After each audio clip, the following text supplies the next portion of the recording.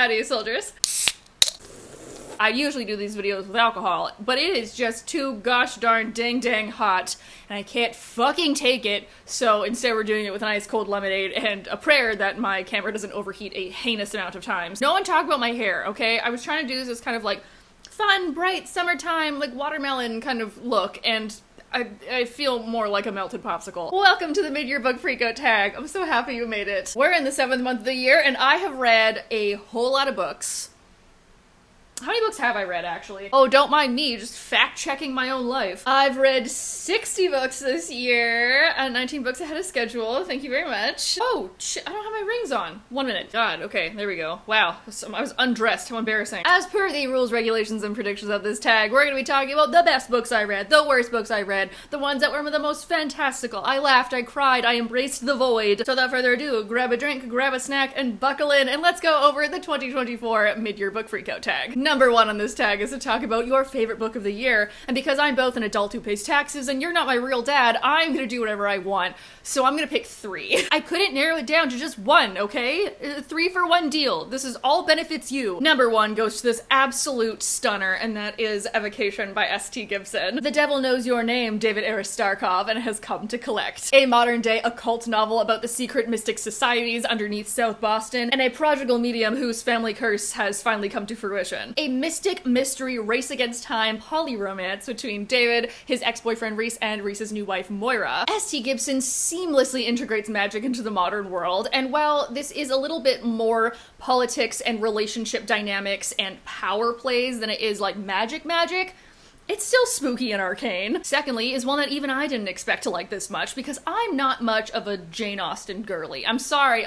But when I heard that there was going to be a trans reimagining of Pride and Prejudice by Gabe Cole-Novoa called Most Ardently, I obviously had to pick it up, and this was above and beyond everything I could have ever dreamed. This is a YA historical reimagining of the classic, where Elizabeth is in fact a trans boy named Oliver, falls in with newcomer Darcy and his friend Bingley. But as Oliver and Darcy are falling in love, Oliver's also struggling with his family, who are preparing him to be the perfect daughter and perfect wife as they prepare him for the marriage market. Gabe did an amazing job of making this a faithful retelling while also exploring what it meant to be trans and queer in that time, and also including pieces of queer history like Darcy going to the Molly clubs of London. And thirdly is a book that basically held a knife to my throat and made me put it on this list, which is thematically apropos because it is A Vicious Game by Melissa Blair. This is a sequel, this is third in the Halfling saga, and it is a phenomenal series. I'm so impressed with how it's going. It's all about fae magic and elf assassins, and then also deeper and harder topics like colonialism and addiction, but also like found family and culture and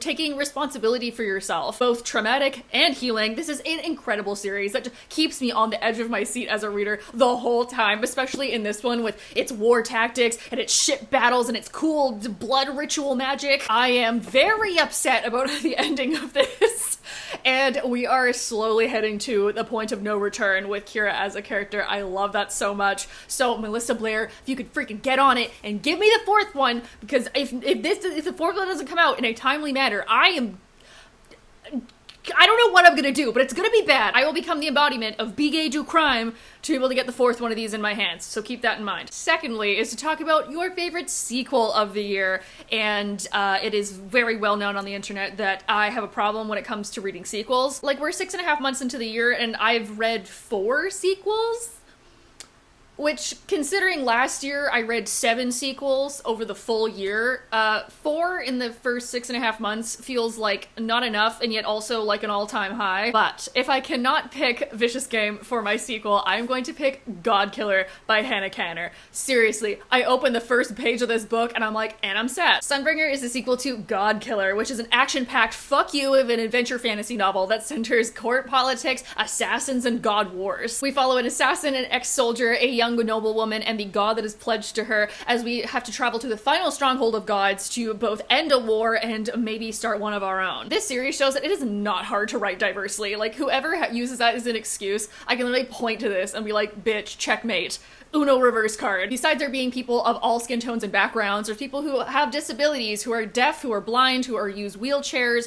Kissin herself is an amputee. There are characters with autism and anxiety and depression and PTSD. One of our main characters suffers from Tremors, and they're all so fucking kick-ass. Like, for the most part, Kissen's like on a mountain for most of this book, just like doing whatever, but Elagast is stepping into a role that he didn't really want, and Inara is growing into herself, kind of being that like teenager age, also having to deal with Skediseth, and I love Skedi. He's my favorite character. He is a little jackalope god of white lies. This made me feel so many feelings, particularly about faith and love, and there's so many discussions on what it means to make a pantheonic religion into a monotheistic culture, and like what that does to people and what that does to gods. Super thought-provoking, action behind every page, and so much heart. Number 3, I think, is put on this list directly to vex me, and that is to talk about a new release that you bought but haven't read yet. Well, I have all of these and all of those. Don't forget about these ones. So for this question, I'm not even picking the one that like I bought most recently. I picked the one that spoke to my heart. This is a book that actually one of my friends bought me a couple of weeks ago for my birthday, and that was The Last Spy Hunter by Salini Goldenberg. This is a Thai fantasy with dragons about a demon hunter who's going after the biggest legendary monster of them all. But while he's on his quest, he crossed paths with a young woman in the woods who is very pregnant and says she's a runaway, so he strikes up a deal to escort her to the capital, but then it turns out that she's not who she says she is. And like, just one more moment for the cover. One more moment. Just a moment of your time, please. Have you heard the good word that is this cover? If this cover is a good word, who's God? Cover designer Alice Claire Coleman and cover illustration by Ilya Nazarov. Oh my god, ladies, call me. Oh, Ilya Nazarov is a guy. Oh, that's fine, I'm bisexual, you can still call. Yet again, Angry Robot going off. Like, they're truly one of my favorite imprints now. Well, maybe they would be even more of my favorite if they had sent this book to me, because I applied to get an early copy, but then I just didn't, so that was humbling. I heard somebody say that dragon books are just adult horse girl novels. And as an ex-horse girl who rode for 12 years, I do feel personally attacked by that, but you're not wrong. Number 4 is your most anticipated release for the end of the year, and mine, without a doubt, comes out next month. It is A Dark and Drowning Tide by Alison Saft. Ah! Oh my god, this was literally made for me. I don't know how Alison Saft acquired the technology from the movie Inception to just get right inside my head, but holy shit, this is a murder mystery, dark academia, sapphic fantasy romance about a folklorist who must team up with their academic rival to solve one of their professor's murders. A couple of my friends on TikTok have gotten advanced copies of these, and I literally have never wanted to commit a crime more than seeing this book in their hands. This comes out September 17th. If this book isn't good, you are going to be able to hear my banshee wail of disappointment and distress across continents. Number 5 is a book that I will wail my disappointments for, and that is talking about the most disappointing read of the year. And for me, unfortunately, that is Lore of the Wilds. This was going to be a black fae novel about a girl who has to go to like this magical library of the fae to like help translate stuff, but then it turns out that, oh, she's part of a conspiracy because the king wants to know forbidden knowledge, and then she has to escape, and everything that I was promised, I was under-delivered on, because like, number 1, magical libraries. We got like 0.2 of a second in a magical library. She's there for like 2 chapters, and then she just leaves. And I'm like, excuse me, no, if you're gonna go magical libraries, I wanna know about all the nooks and crannies that are storing magic, and the grimoires that you talked about for like half a page and then never mentioned again. I wanna know if the Fae have a Dewey Decimal System, okay? And the guy that you dipped for wasn't even great. Like, he was so frustrating, because I know he's supposed to be like, oh, he's cocky and mysterious and unknowable. But if you have an inconsistent character, it doesn't make your character mysterious, it makes me annoyed. And if I had a nickel for every time that a beautiful black fae man with nice shoulders had to save our main character from doing something incredibly stupid by using his magic, and they were also in an enchanted forest, and there were also people hunting the girl down because she did something said incredibly stupid with her own magic, even though she knew that she wasn't supposed to, and then the guy had to come and use his own magic to kill the guys after her, I'd have 2 nickels. This is also pitched as a new adult novel, and there was like some sex scenes in it, but the voice felt very early teen, so it was very odd to go from like, I'm learning about magic, oh my god, a fancy dress, into like, I'm getting railed in the kitchen. And then the end got really dark. And so it was just like tonally all over the place. 1 or 2 more rounds of edits, and we really could have tightened up that plot. We really could have like pushed the voice to the place that it could have been. So I'm just like, this book unfortunately just like lays itself down on a bed of broken expectations. But hey, I'm me and you're you. And if you like this book and got something from it and it made your heart sing, That's fantastic, and I'm so happy for you. Because, like, hey, the next book that I'm going to talk about is one that I know a lot of people did not like as much as me. I was sent this by Page Street YA, and I don't even think they knew how much I was going to love it. I didn't even know how much I was going to love it, but somehow this book has just wormed its way into my brain, and I can't stop thinking about it. So the next up on this list, which I think is number 6, is your biggest surprise of the year. The book that surprised me the most this year has been My Throat an Open Grave by Tori Bovolino. Our main character Leah grows up in a small conservative Appalachian town that also has a myth of the Lord of the Wood who will take you if you're bad. One night when her baby brother won't stop crying and she just doesn't want to deal with him anymore, she wishes him away and the Lord of the Wood comes to collect him. And once her family and her town finds out what happened, they make her go into the woods to try and get him back. But when she finds the Lord of the Wood's settlement, she realizes that there's more behind it than she may have imagined, and then she goes on this whole kind of journey to figure out what's happening with other missing girls that the Lord of the Wood has taken, and then unearthing secrets of the church and the town. I have to spoil this to tell you why I loved it so much, so if you don't want that and you want to read it, then skip ahead to the next one. The reason that I sobbed over this book is that we find out that Leah's baby brother Owen is actually her child, and the way that she had sex out of marriage and the town condemned her for it, and she was forced to birth this baby, and she feels all of this like shame and guilt and disgust and anger over the fact that she was not given a choice, and this thing that came from her body still needs her and she doesn't want it and she never did. She feels so sad and confused and angry and guilty over not feeling love towards her baby. And though I live in Canada where I have access to reproductive care, many people do not, and listening and reading her story of that was so heartbreaking. But there is some fun grotesqueness right at the end that kind of feeds into those cycles of revenge and violence that, mwah, chef's kiss. I should have numbered these when I wrote them down, but I didn't. So next up, I think it's 7, is to talk about your new favorite author. As I was looking on my Goodreads, I noticed that I have not read a lot of books that came out this year from new debut authors. Most of the books that I've read by new people have been out for a little while. Like I said before, you're probably not my real dad, and you don't pay my bills, and I don't think I owe you money, so therefore I can do whatever I want on here. One of my new favorite books this year is Gasp, Shock, Horror, a whole 2 years old. Okay, oh, it's so long ago. No, shut up. One Dark Window by Rachel Gillig has been one of the best books I read this year. Maybe it's just that I feel kinship with another person named Rachel.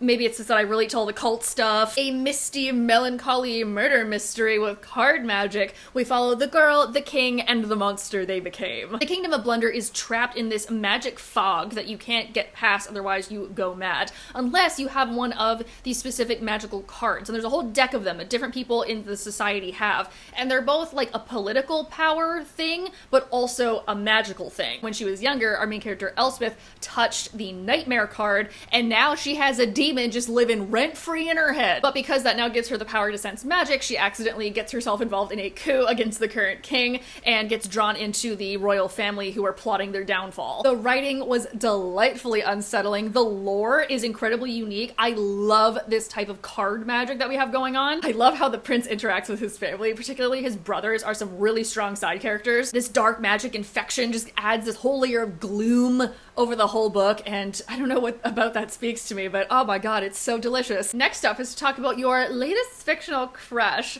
and how can I not say Teddy from Modern Divination by Isabel Agadanian. Theo Teddy Ingram is maybe my perfect man. I love a tall, dark, handsome, moody string bean of a man that I could possibly break in half. Like, what can I say? He's a witch and an academic. I'm ready to propose marriage. But besides being aesthetically moody and broody, Theo kind of has this like standoffish personality, but it's really just because he cares so deeply. Okay, Theo, I see you. You're trying to be like, ooh, I am the Raven Man from Howl's Moving Castle, but like, you're just the cutie patootie underneath. If you liked Raven Boys or A Study in Drowning, you're gonna love this book too, because it centers 2 rivals to lovers, academic witches, who are somehow involved in this like witch conspiracy. It's moody, it's magical. It kind of reminds me of like if cottagecore was macabre. Like, you have the brick cottage in the middle of all the wildflowers, but sometimes you like turn into a tree in the front yard that kills people. Another new favorite asked of me is a new favorite character, and I'm so glad that I finished this book like 2 days ago, because Kazan from Hunter's Gambit by C.L. Perlot. Kazan, mommy, step on me. This is a vampire escape room fantasy that has become one of my new favorite books of the year. This book slaps. This book stakes. A story of seduction, sadism, and survival.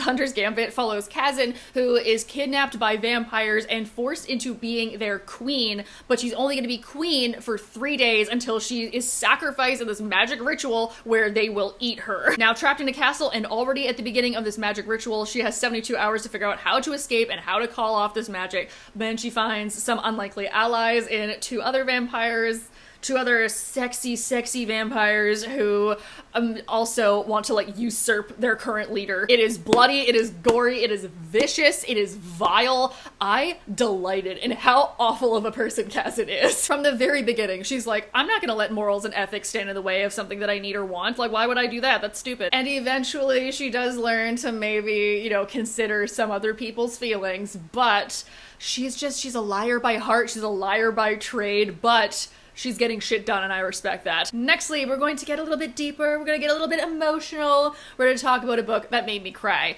And, like, surely I am on the brink at all times. Like, it does not take a lot. Books that made me cry are like a dime a dozen. However, my choice is, surprisingly, another sequel. This book is fittingly titled because it emotionally destroyed me, and I'm talking about Destroy the Day by Bridget Kemmerer. How are all these imaginary people making me feel so many feelings? This is third in the Defy the Night trilogy, which is a magic Robin Hood retelling. There is a magical plague in the kingdom, and our main character, Tessa, is an apothecary, so this is kind of like a medical fantasy twist, which is kind of cool. And then we also have the two princes, Korik and Haristan, who were ascending to the throne too early after their parents were assassinated, and they're like dealing with politics, but also like with their own identities and like what it means to rule. Bridget Kemmerer has the best emotional, aware male characters. Haristan, like he is the best. The consequences of your actions on a large and a small scale, how you build relationships between people, how do you trust people when you are in that position of power. Tessa and Korik's story in here is very compelling because we do get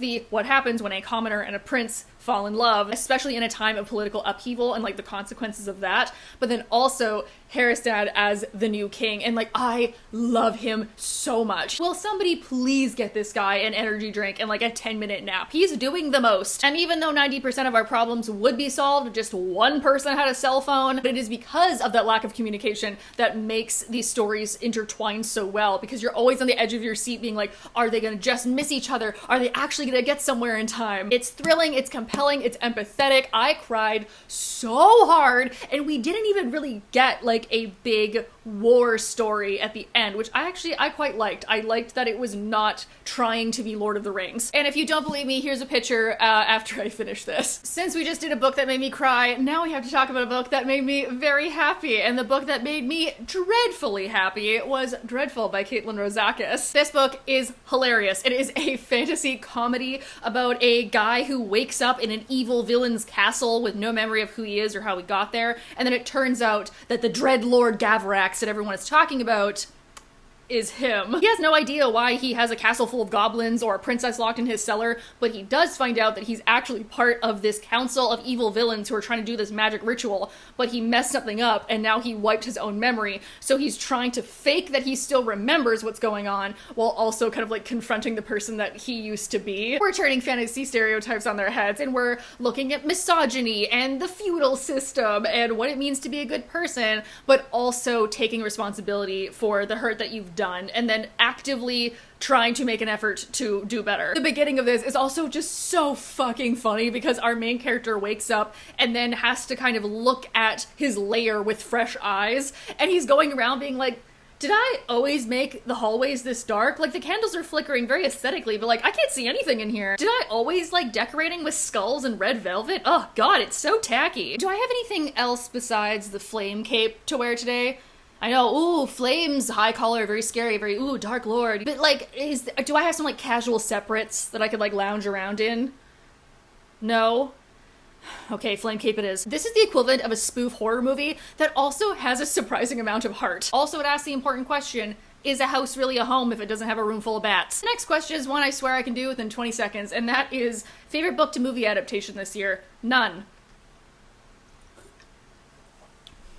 Moving on. I never watch anything. People underestimate me a lot. They're like, you've definitely seen this thing. I'm like, absolutely I haven't. I think the last TV related thing I watched was season 2 of Good Omens, and that's not even canon. And that was also like, was that even this year? I don't even remember. Shadow and Bone season 2 was definitely last year, right? Second last is your favorite review that you've written this year. And I am not a review writer. I'll like rate stuff on Goodreads and Storygraph, but like I don't really write reviews. I do video reviews. So one of the favorite things that I've been able to say this year was about The Sins on Their Bones by Laura A. Samuelson. TLDR, Jewish folklore-inspired fantasy novel set in a reimagined 19th century Eastern Europe about two estranged husbands who are on the brink of war when one of them starts dealing in demon science. The best thing that I think I've been able to say about a book this year is that this taught me something very interesting in the realm of Jewish mysticism, and that is to summon angels, you either have to have sex with somebody, kill someone, take a bath, or get wasted on cocaine. Like, have you ever had sex so good that you saw God? Apparently. Like, instead of lighting a candle or like offering some incense or something, our main characters do hard drugs and able to talk to an angel of another world. And I'm just like, angels like cocaine? Like, what are they doing up there in heaven? And that is the first time I've ever been able to say that on the internet. This is a beautiful book. It's all about power and war and politics, as well as estranged husbands and intimate partner violence and realizing that you're so much more than someone else has made you to be, but also the sacrifices you have to make in achieving godhood, or something much worse, as Alexei is trying to figure out. What's some casual necromancy between estranged ex-husbands, right? And lastly, to wrap this up, to end our video, we just get to talk about pretty shiny things. So the final question, which I think is number 14, it might be number 13, and it might be number 15. I'm gay, I'm bad at math, and I didn't write down the question numbers when I originally planned this document. The final prompt is to talk about the most beautiful book that you have bought this year, and for me, without a doubt, it is Song of the Six Realms by Judy Lin. Moment for that cover. Oh my god, this isn't even like a special edition. You could just buy this off the shelf. I also went to the launch party of this. I got my book signed. It was very nice. And it was a very nice event. It was at Iron Dog Books, and Judy talked about her writing process and her inspiration from Chinese dramas and her love of poetry and folklore. This is a YA Chinese fantasy that is about a young magician who accidentally gains the favor of the Prince of Heaven. He makes her a bargain that if she serves him for 3 years, then he will pay off her debts, but then it turns out that there's more to this guy than we thought, and maybe there's some like other heavenly people, or maybe not heavenly at all, people after him. But truly, I would follow this beautiful face anywhere. Like, oh my god. Her covers are so stunning. Okay, well, we talked about the other book, so hello? Oh, it's my receipt.